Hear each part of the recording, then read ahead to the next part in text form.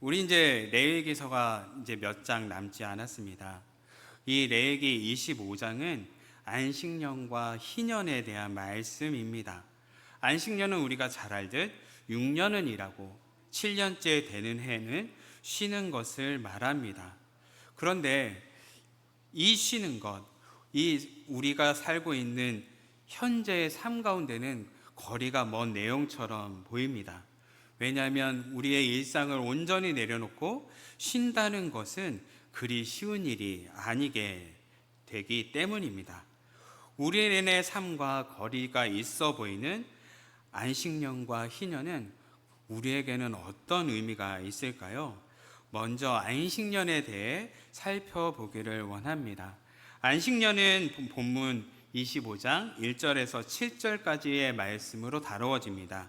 25장은 하나님이 시내산에서 모세에게 말씀하시며 라고 시작합니다. 하나님이 모세에게 주신 규례라는 것입니다. 하나님이 명령하셨습니다. 이스라엘이 가나안에 정착한 그때로부터 하나님은 아직 정착하지 않은 이스라엘 백성에게 이스라엘 백성이 만약 가나안에 정착하게 되면 그때로부터 7번째 되는 해마다 안식년을 지키라고 말씀합니다. 우리 5절에서 7절까지의 말씀인데요. 우리 5절에서 7절까지의 말씀 함께 읽을까요? 내가 거둔 후에 자라난 것을 거두지 말고 가꾸지 아니한 포도나무가 맺은 열매를 거두지 말라. 이는 땅의 안식년임이니라. 안식년의 소출은 너희가 먹을 것이니 너와 내 남종과 내 여종과 내 품꾼과 너와 함께 자유하는 자들과 내 가축과 내 땅에 있는 들짐승들이 다 그 소출로 먹을 것을 삼을지니라. 아멘.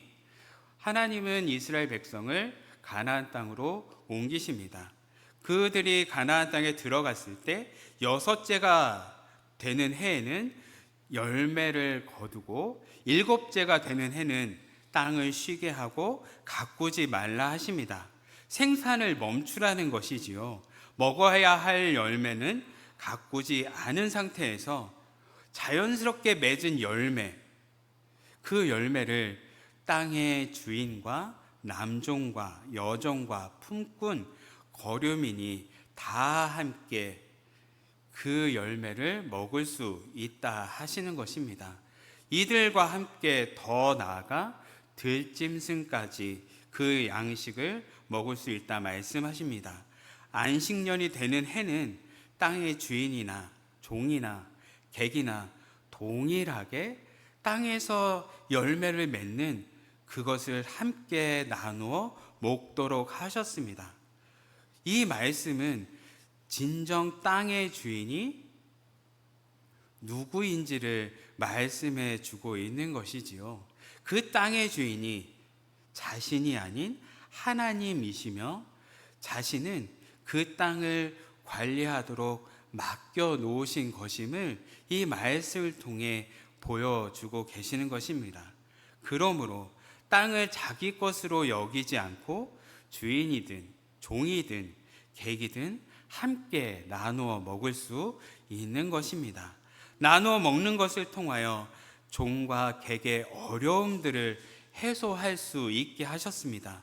또한 함께 나누어 먹는 것을 통하여 하나님 앞에 높고 낮음이 없는 모두가 평등한 하나님의 자녀인 것을 보이신 것입니다.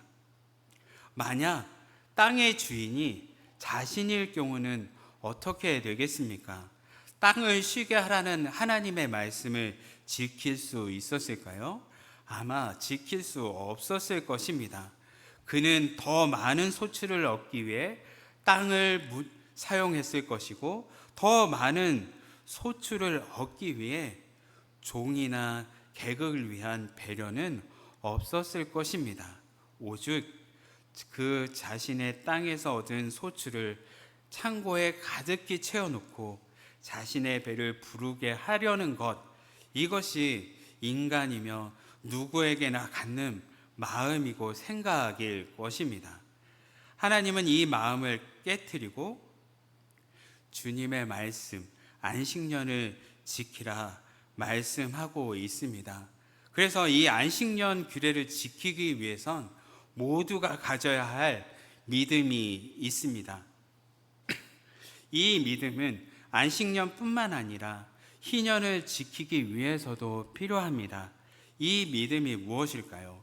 희년이 무엇인지를 살펴보며 이 믿음이 무엇인지를 나누도록 하겠습니다.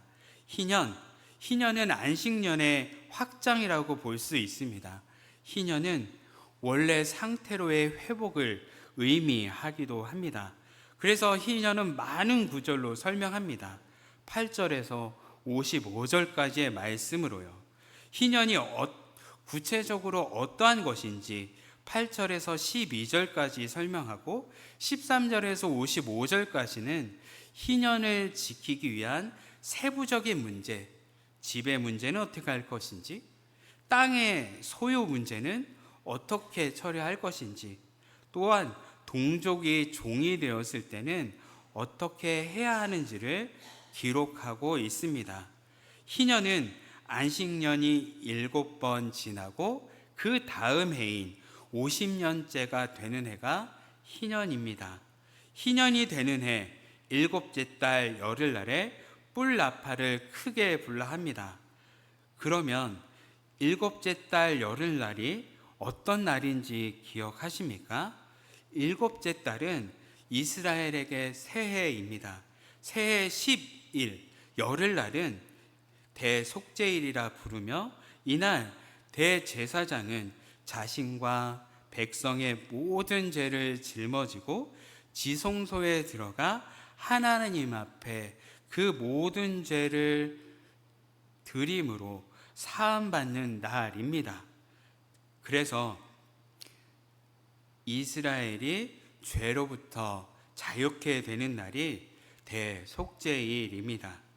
희년에는 전국에 뿔나팔이 울려 퍼지며 죄로부터 자유할 뿐만 아니라 모든 죄를 사함받는 것뿐만 아니라 땅과 사람에게 자유가 선포되는 날입니다. 그래서 13절 말씀은 이렇게 말씀하죠. 우리 13절 말씀인데요. 함께 읽겠습니다. 이 희년에는 너희가 각기 자기의 소유지로 돌아갈지라.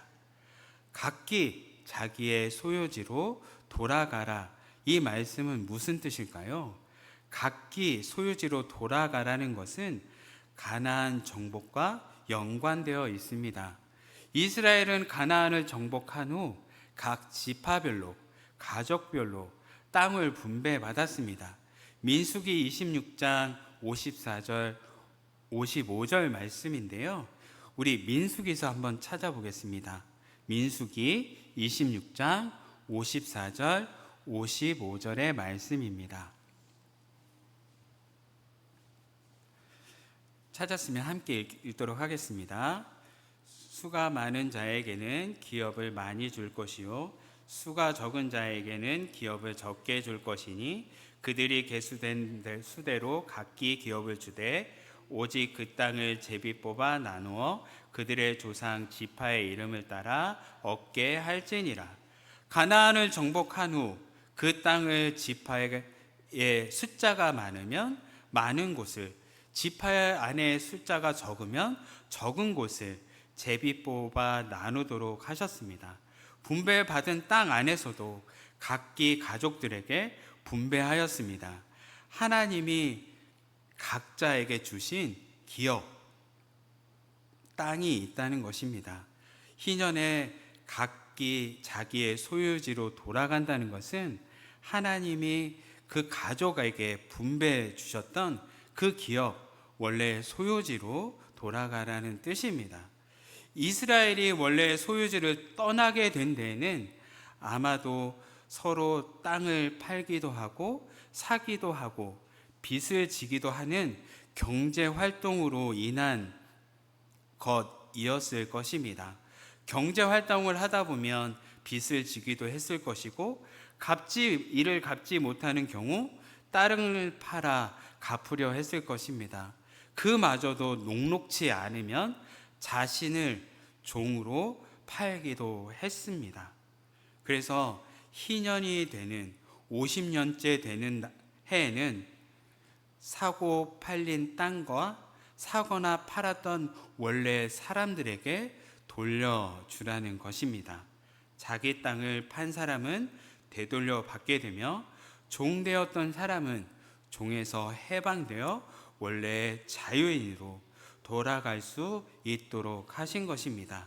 종되었던 자가 원래 자리로 돌아갈 수 있는 이유, 안식년과 희년에 땅을 쉬게 할 수 있었던 이유는 땅의 모든 소유, 그 모든 것이 하나님 것이라고 말씀하십니다.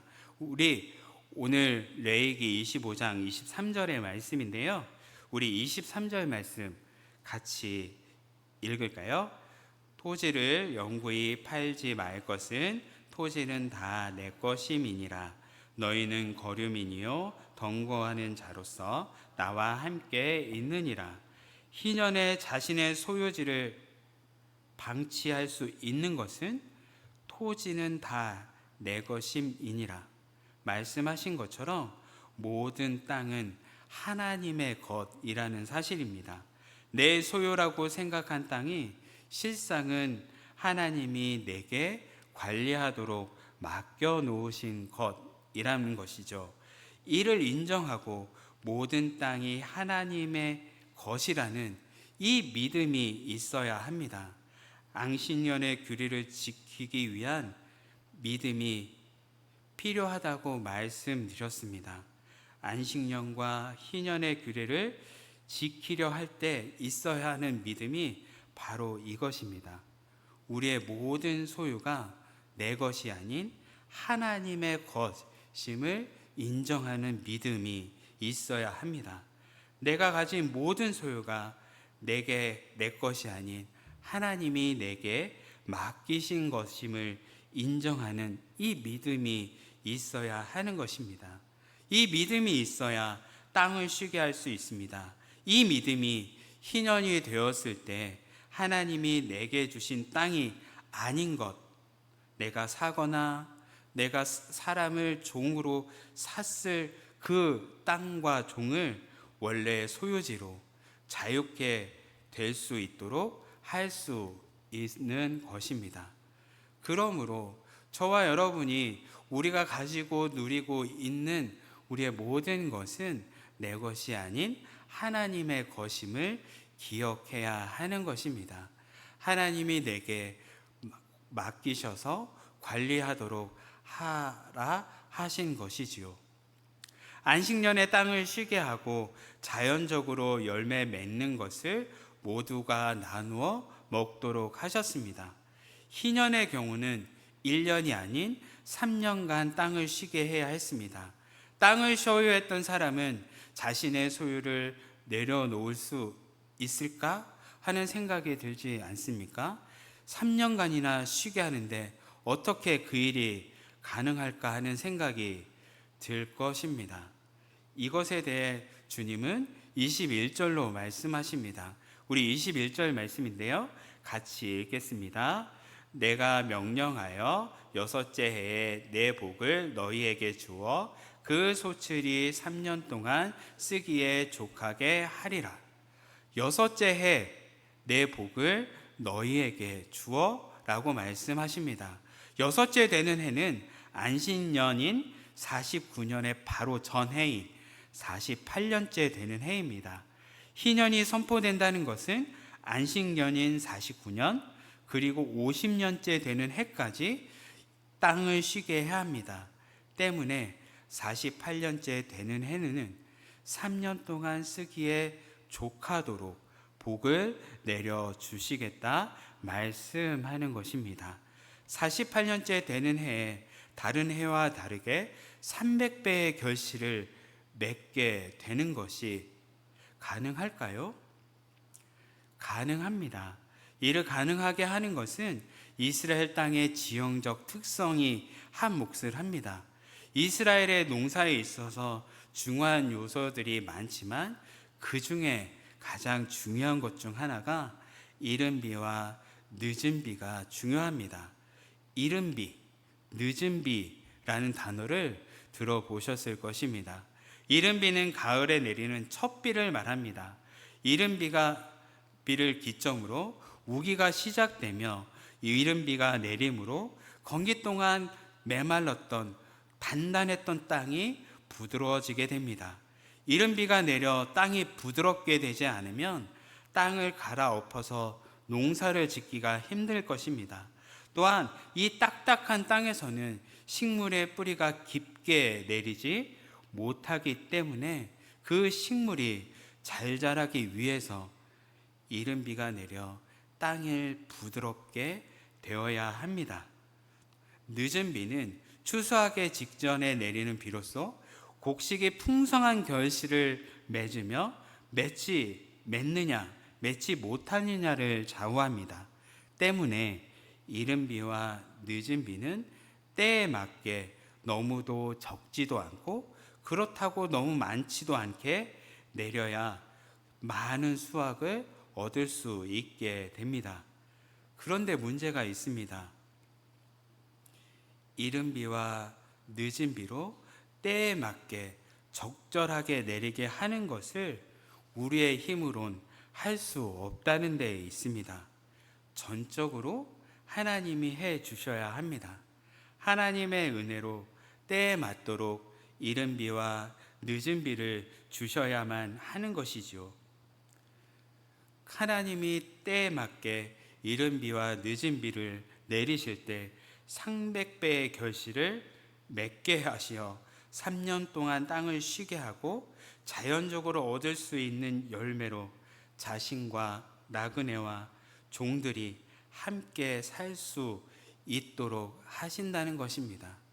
그러므로 여기서 가져야 하는 것은 이 땅의 모든 소출물, 땅을 풍성케 열매를 맺게 하시는 분이 하나님이시라는 이 사실을 믿는 믿음이 있어야 합니다. 어쩌면 당연한 믿음이겠지요. 이 모든 것의 열매를 하나님이 아니면 열매 맺을 수 없음을 우리는 모두 잘 알 것입니다. 그럼에도 우리는 너무도 쉽게 이것을 놓칠 때가 많다는 것이지요. 그래서 우리가 기억해야 하는 것이 있다면 우리에게 주신 것은 잠시 우리에게 맡겨 놓게 하신다는 것, 또한 하나님이 저와 여러분의 인생 가운데 이른 비와 늦은 비로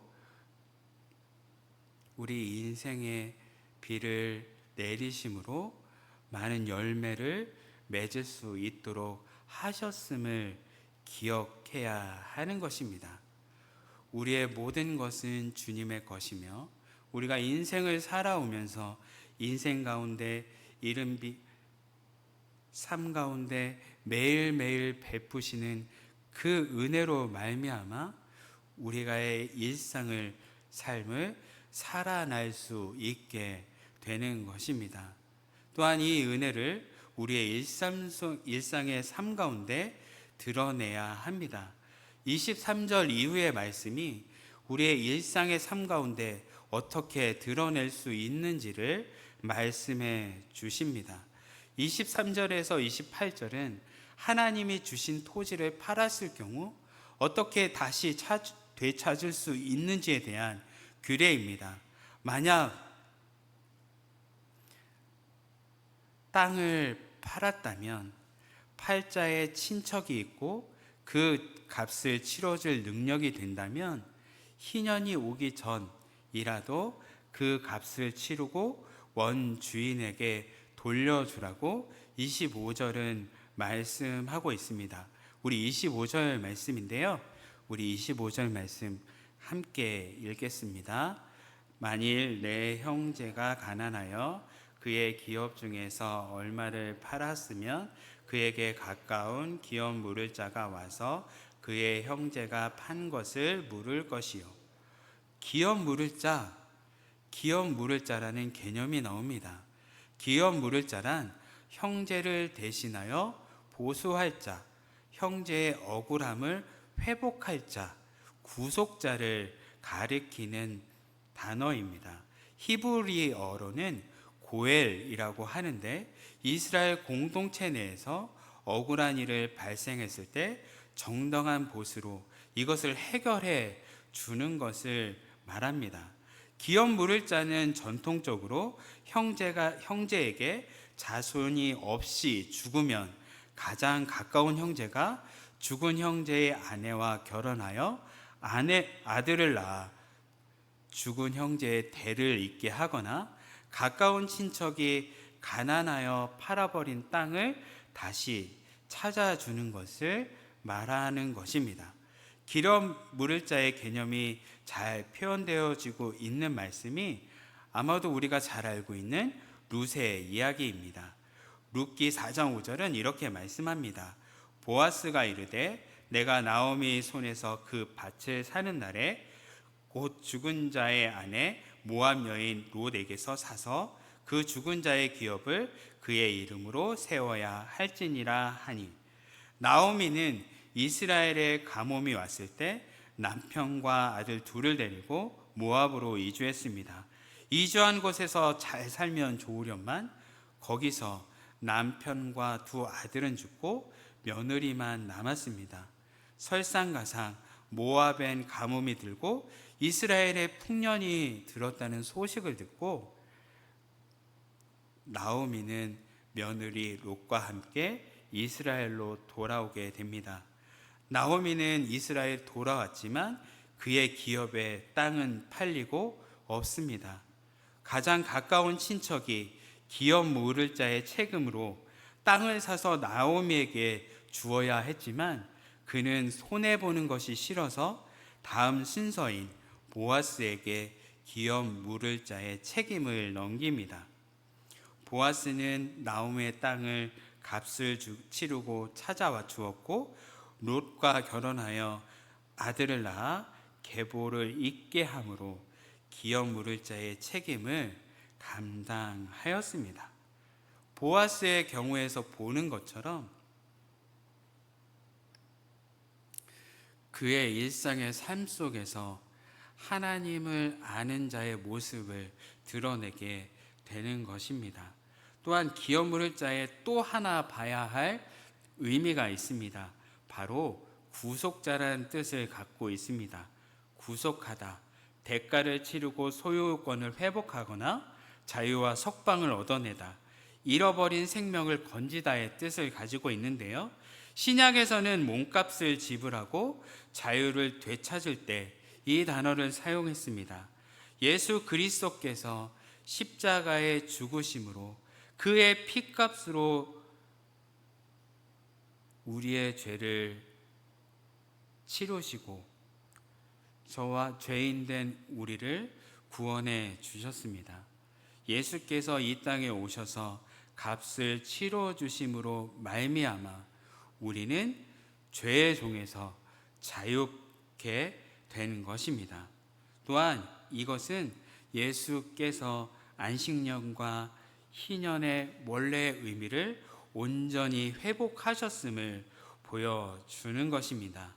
희년의 원래 뜻, 원래 상태로의 회복, 죄되고 종되었던 우리를 죄에서 해방시켜 주시고 자유케 하심으로 이루신 것입니다. 예수께서 피값으로 대가를 치르시고 죄인 되었던 우리를 해방시키신 것, 원래 상태로 되돌아가게 하신 이것이 바로 희년이 우리에게 주는 의미이기도 합니다. 이러한 의미를 아는 이들은 35절에서 55절까지 이스라엘 백성이 서로 종으로 부르지 말고 가난한 자를 도와야 한다고 말씀하십니다. 만약 빚으로 인해 다른 이가 종으로 팔려서도 그를 동거인 같이 대우하고 그러다가 희년이 되면 자유인으로 다시 돌려보내라 하시는 것입니다.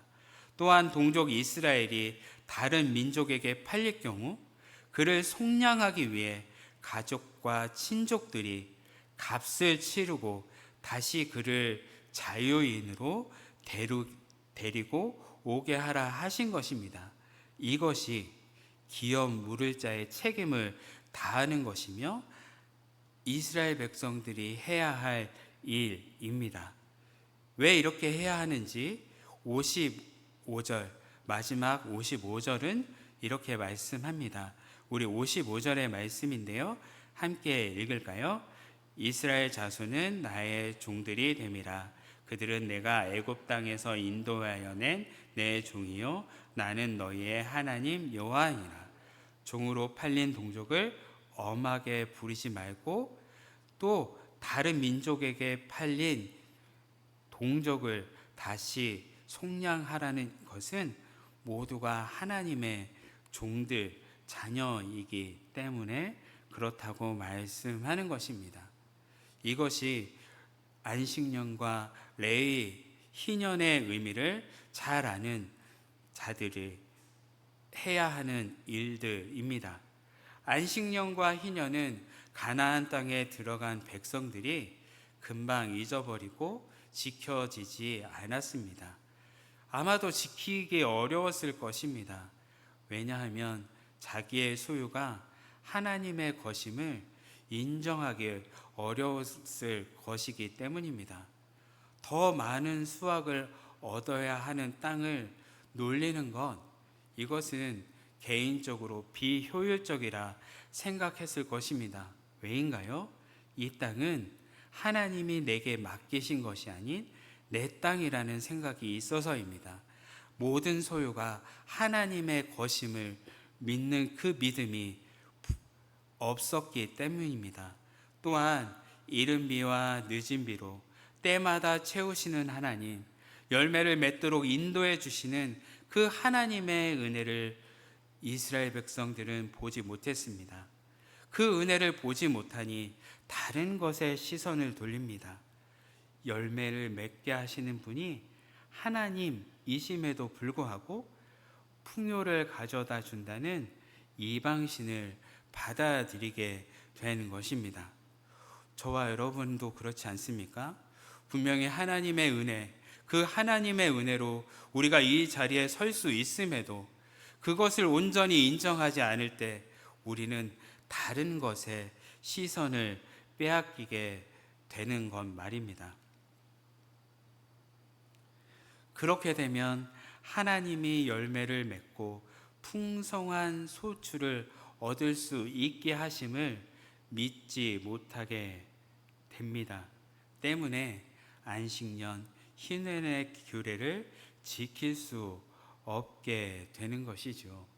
안식년과 희년의 규례가 저와 여러분에게 주는 의미는 두 가지입니다. 우리의 모든 것의 소유는 내 것이 아닌 하나님의 것, 그 하나님의 것을 관리해야 한다는 것입니다. 또 하나는 이른 비와 늦은 비로 우리에게 풍성한 열매, 지금의 삶을 유지할 수 있도록 은혜를 베푸시는 분이 바로 하나님이시라는 것입니다. 저와 여러분이 이 두 가지를 꼭 반드시 기억해야 합니다. 그래서 우리의 삶 가운데 우리에게 풍성한 은혜를 주시는 그 하나님의 은혜로 말미암아 우리의 이웃에게 하나님의 은혜와 사랑을 흘려 보내야 합니다. 복음을 전해야 합니다. 그것이 기업 물을 자로 우리를 부르신 그 하나님의 말씀에 온전히 응답하는 것이 될 것입니다. 저와 여러분이 우리에게 주신 그 은혜를 기억하고 그 의미를 생각하며 온전히 하나님의 은혜를 따라 하나님이 주시는 것에 감사하며 날마다 주시는 그 은혜를 바람으로 누리고 이웃에게 그 은혜를 흘려보낼 수 있는 저와 여러분 되시기를 소망합니다. 우리 찬양함으로 기도의 자리로 나아가도록 하겠습니다. 하나님의 은혜로 찬양합니다. 하나님